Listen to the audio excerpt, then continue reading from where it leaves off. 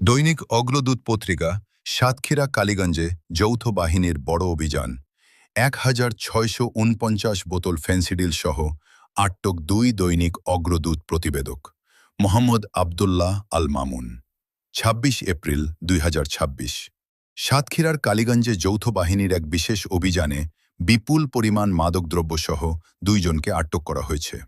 শনিবার ২৫ এপ্রিল দিবাগত রাত ২টা থেকে রোববার সকাল ১০:৫৫ পর্যন্ত উপজেলার খানজিয়া এলাকায় এই অভিযান পরিচালিত হয়। ঘটনার বিবরণ: গোপন সংবাদের ভিত্তিতে যৌথ বাহিনী কালীগঞ্জ উপজেলার খানজিয়ায় এই দীর্ঘকালীন অভিযান চালায়। অভিযান শেষে ১,৬৪৯ বোতল ফেন্সিডিল উদ্ধার করা হয়।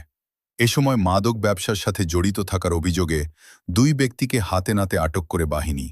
আটককৃতরা হলেন: ১. মোহাম্মদ ইমরান হোসেন ৩০, পিতা অজ্ঞাত, গ্রাম খানজিয়া। ২. মোহাম্মদ কামাল হোসেন ৩৩, পিতা অজ্ঞাত, গ্রাম পশ্চিম শেয়ারা। বর্তমান অবস্থা: আটককৃত আসামিদের উদ্ধারকৃত মাদকদ্রব্যসহ র্যাব ৬ সাতক্ষীরা ক্যাম্পে হস্তান্তর করা হয়েছে। তাদের বিরুদ্ধে সংশ্লিষ্ট থানায় মাদকদ্রব্য নিয়ন্ত্রণ আইনে মামলা দায়ের ও আইনানুগ ব্যবস্থা গ্রহণের প্রক্রিয়া